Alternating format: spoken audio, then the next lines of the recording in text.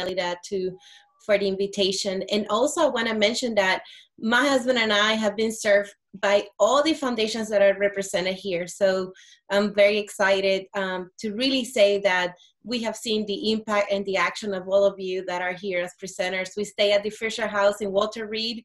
Well, my husband was there for 4 weeks at the night.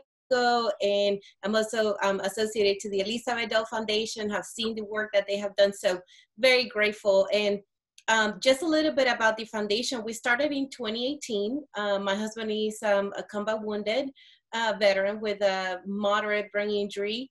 Back then in 2009, this all happened in 2009, he was told that he was never gonna learn anything new, that his brain never was gonna be, that his brain injury was so bad that he was never gonna be able to do anything.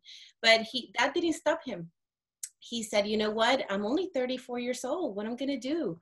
And he started searching for different treatments, and we really worked very hard for him to not to delete or, cure his disabilities, but to overcome his disabilities. And he's a highly functional veteran with a brain injury that was able to go back to school, actually where Nelida is, in UT El Paso, and he became a rehabilitation counselor. And after that, one day he was at home and he said, you know what, I want to do more. I want to do more, not only for the veterans, but the civilians that are suffering and the effects of brain injury.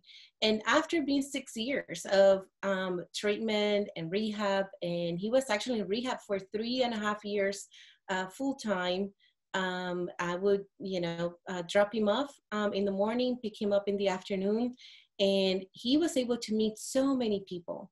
And we were able to notice all the challenges that many families were facing. So in 2018 is when TBI Warrior Foundation was born. And basically our mission is to improve the quality of life of people with traumatic brain injury.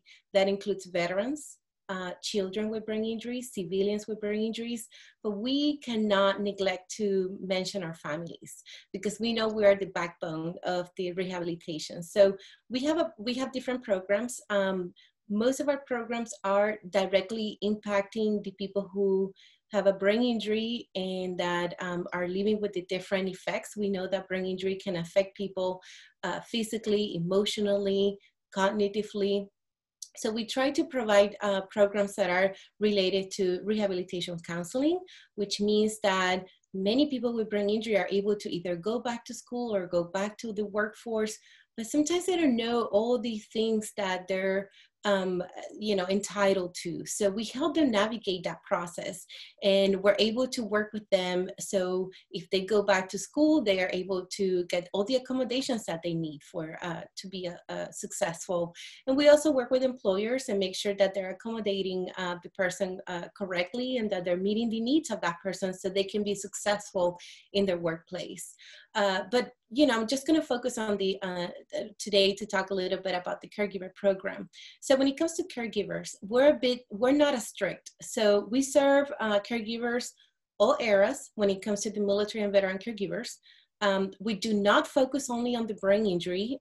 So we are serving caregivers as long as there's a disability, the veteran has a disability, the caregiver is eligible to be served by us. So a couple of things that we have done is that we have a educational program where we provide, right now we have to do it virtually, but we're doing workshops. And all our workshops are distinguished because they focus on the personal and professional enhancement.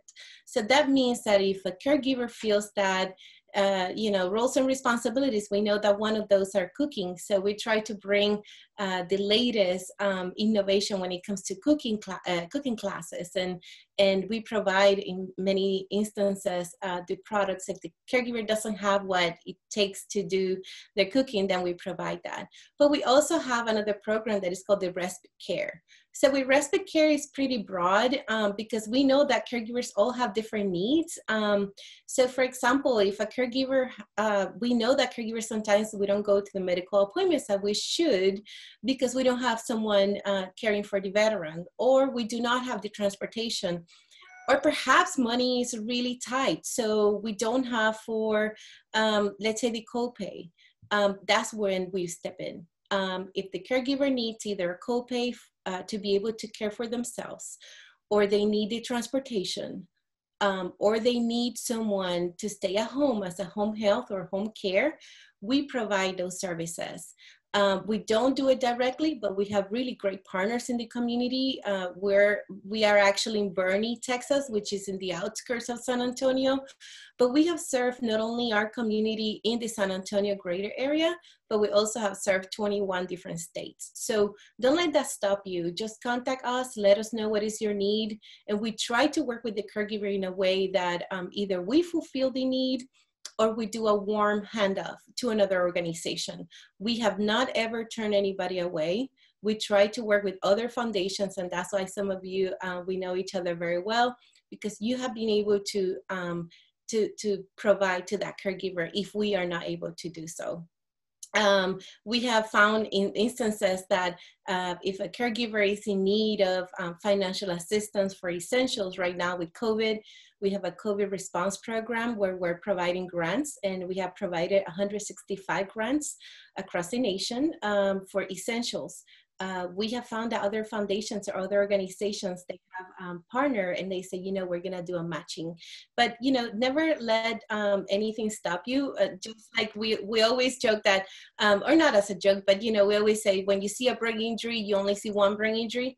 That's how our programs are trying to evolve in a way that we serve all. And as long as you contact us, we're always going to find a way to help and fulfill those needs. Another program, and is within the realm, we're not mental health organization, but we have been working very closely in the Texas area with the Ecumenical Center, and they provide robust mental health services. We're part of the State of Texas Senate Bill 20 grant, and we're working directly with them to refer veterans and caregivers and children to receive mental health counseling. And right now, because of COVID, all that is happening using telehealth. So take that opportunity to, you know, see a mental health counselor if you're in the state of Texas. And that's basically our services for caregivers. We always ask the caregivers to contact us. We actually have most of the veterans that we have served have happened because the caregiver is the one who contacts us first. And sometimes there's requests, like one of the latest programs, and we may be launching this very soon, but I'll say it here, is the robotic utensils. We have noticed that there's a great deal of veterans with paralyses, or veteran families that are experiencing paralysis in their children, and we are providing robotic utensils so they can feed themselves. And that definitely is going to impact the caregiver by allowing them to take care of themselves more than, you know, having to go through that feeding process on a daily basis. So again, we're very grateful that you invited us, and thank you for this opportunity. I'm going to share, and I don't know if you posted, yeah, you posted my information in the chat. So, but if anybody has any questions, please feel free to let me know. Thank you. Thank you for coming and presenting today. That's great. Yes, I did post your contact info in the chat, and we have a lot of people saying thank you for coming and that you guys are an incredible organization. We don't have any questions at this time, but again, we did post your contact info so they can reach out to you if they need anything or want to learn more about the program. So thank you. Thanks. Thank you, Roxana. Our next presenter